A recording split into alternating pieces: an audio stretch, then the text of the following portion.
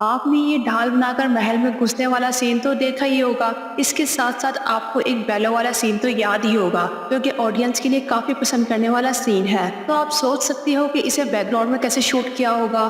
तो गाइस, इसलिए आज की वीडियो में हम आपको बाहुबली के कुछ ऐसे बिहाइंड द सीन दिखाएंगे जिसे देखने के बाद आप एकदम चौंक जाएंगे और ये फिल्म को वापस देखने जाएंगे। तो इसी वीडियो के एंड तक बने रहें। तो बिना कोई टाइम वेस्ट किए शुरू करते हैं आज की वीडियो को। तो सबसे पहले हम इस सीन के बारे में बात करेंगे जब पंडारी सेना अपने सेना को लेकर आती हैं और इसकी कुछ देर बाद आपने प्रभास का एक बैल से दूसरे बैल पर जाने वाला सीन तो देखा ही होगा। लेकिन क्या आपको मालूम है इसे बिहाइंड द सीन में कैसे शूट किया गया है? तो आप जैसे कि स्क्रीन पर देख ही सकते हो कि इस सीन को परफेक्ट बनाने के लिए डम्मी बैलों को यूज किया गया था और इसके बाद सीजीआई की हेल्प से इसे कुछ इस तरीके से बनाया गया था।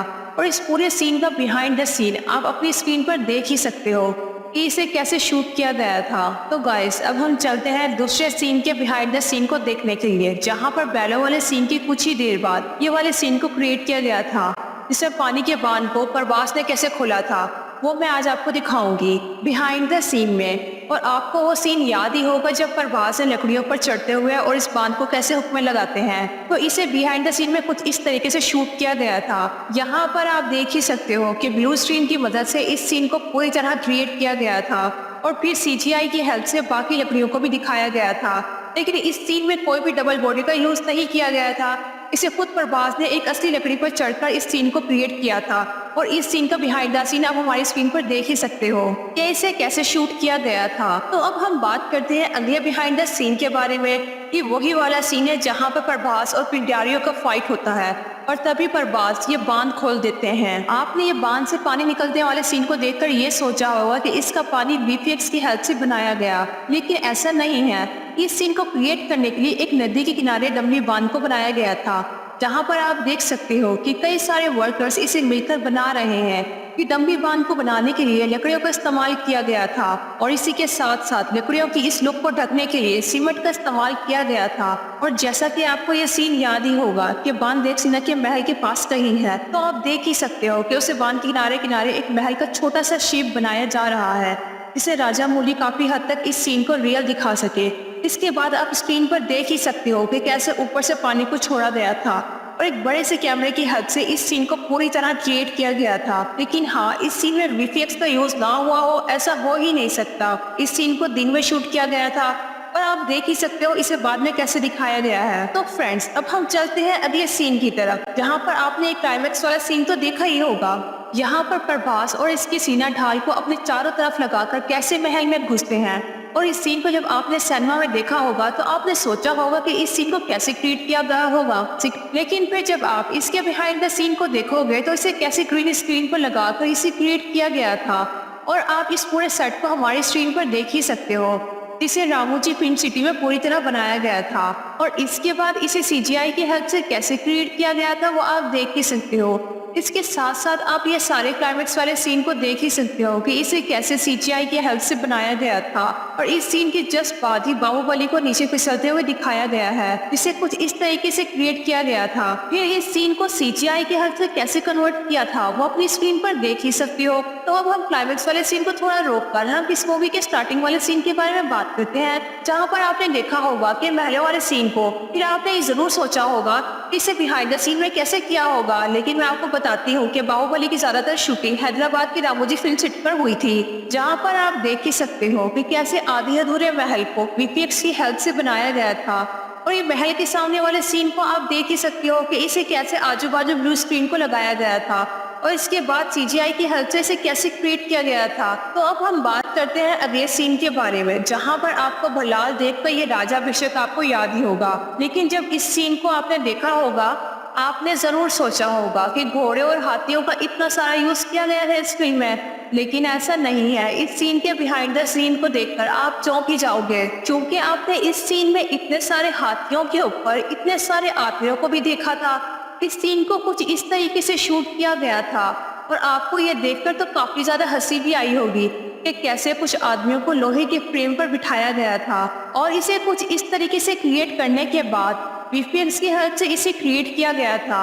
मुझे ये वाला सीन काफी ज्यादा रियल लगा था, लेकिन इसके बिहाइंड द सीन को देखकर मैं एकदम चौंक गई थी। तो दोस्तों, अब हम चलते हैं अगले बिहाइंड द सीन की तरफ, जहाँ पर आपने देखा होगा इतने सारे क्राउड को। तो आपके दिल में ये ख्याल तो जरूर आया होगा कि इस सीन को क्रिएट करने के लिए इतने सारे लोगों का यूज किया गया है।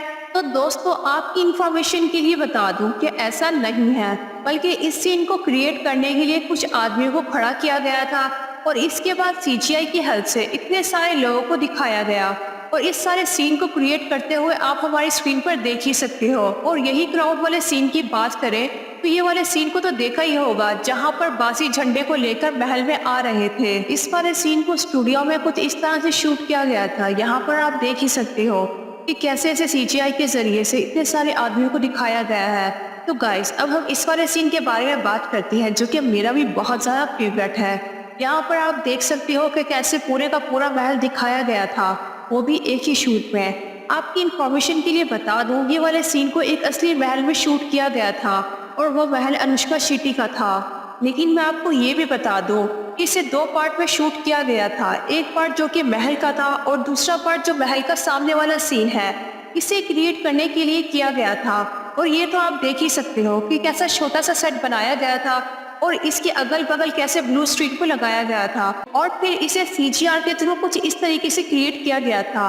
अब आप इस वाले सीन को देखिए, ये सीन मेरा काफी ज्यादा फेवरेट है और इस सीन को तो देखकर आप समझ ही आए होंगे कि हम किस सीन के बारे में बात कर रहे हैं। अब आप यहाँ पर देख ही सकते हो कि यहाँ पर जितने भी आदमियों को यूज किया गया है, सारा का सारा सीजीआई की हेल्प से बनाए गए थे।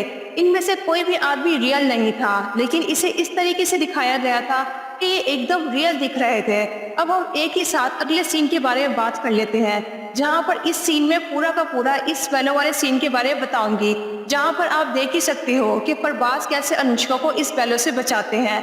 तो आप देख ही सकते हो कि इसे कैसे डमी बैल के जरिए बनाया गया था और इसके बाद सीजीआई की हेल्प से इसे बनाया गया था। और अगर मैं अगले बैलों वाले सीन के बारे में बात करूं कि कैसे बैल के झुंड में एक साथ आ रहे थे, इस पूरे के पूरे सीन को सीजीआई की हेल्प से बनाया गया था। इस सीन को इस तरीके से बनाना मुझे नहीं लगता कि पॉसिबल हो पाएगा। मैं जहां तक जानती हूँ, इस फिल्म में अगर सीजीआई का परफेक्ट यूज नहीं होता तो इस फिल्म का फ्लॉप होना जाहिर था। लेकिन इस फिल्म ने काफी अच्छी कमाई की थी उस वक्त और काफी ज्यादा वक्त तक कमाई करने वाली फिल्म भी यही थी। यहाँ पर आप देख ही सकते हो कि प्रभास कैसे पिंडारी से फाइट करते हैं और यहाँ पर आप ये भी देख सकते हो कि इसे कितने छोटे से सेट पर बनाया गया था। इसे मूवी में कुछ इस तरीके से दिखाया गया है कि प्रभास काफी दूर लड़ाई करते जा रहे हैं, लेकिन आप देख ही सकते हो कि प्रभास पर कैसे केबल लगाया गया है और इसके बाद इस सीन को शूट किया गया।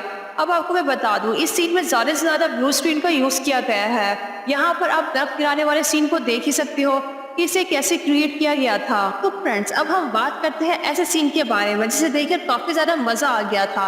ये वही वाला सीन है जब प्रभास सभी के सामने एक आदमी का सर धड़ से अलग कर देते हैं और ये वही वाला सीन भी है जहां प्रभास और अनुष्का शेट्टी का एक साथ सीन किया गया था। और आप देख ही सकते हो कि इसे कैसे ग्रीन बैकग्राउंड पर लगाकर इस सीन को क्रिएट किया गया था। और बाद में आप देख ही सकते हो कि प्रोड्यूसर का सबसे ज्यादा फेवरेट टूल को यूज किया गया था, यानी सीजीआई के जरिए ग्रीन स्क्रीन को हटाकर महलों को बनाया गया था। गाइस, मैं आपको ये भी बता दूं, कुछ ऐसे सीन भी है जहां प्रभास खुद नहीं कर सकते थे, इसलिए इन्होंने कोई डबल बॉडी का भी यूज नहीं किया, बल्कि इसकी जगह पर प्रभास का ही सीजीआई बना दिया गया। और कई ऐसे सीन थे जहां पर प्रभास या कोई भी आदमी शूट नहीं कर सकता था, इसलिए प्रभास का 3D सीजीआई बनाया गया। तो दोस्तों, इस फिल्म में डायरेक्टर की काफी ज्यादा मेहनत तो दिख ही रही है, जैसा कि आप काफी ज्यादा फोटोज में देख ही सकते हो कि राजा मौली प्रभास और अनुष्का को ये सीन कैसा करते हैं वो समझा रहे हैं। और इसके साथ साथ ही ये भी देख सकते हो कि बाहुबली और भलाल एक ही फोटो में दिख रहे हैं। इस पूरी फिल्म को बनाने के लिए इस फिल्म का बजट 200 करोड़ था, लेकिन दोस्तों इस मूवी ने बॉक्स ऑफिस पर टोटल 1800 प्लस कमाई की। इस फिल्म को इतना कामयाब बनाने के लिए आप इस टीम की मेहनत को देख ही सकते हो। इसके बाद आप प्रभास की मेहनत को भी देख ही सकते हो, जिसने इसे 4 चांद लगा दिए। इस मूवी को पूरी तरह बनने के लिए 200 दिन का वक्त लगा था। इसमें सबसे ज्यादा दिन क्लाइमेक्स वाले सीन को लगा था। तो दोस्तों, ये थे बाहुबली के बिहाइंड द सीन।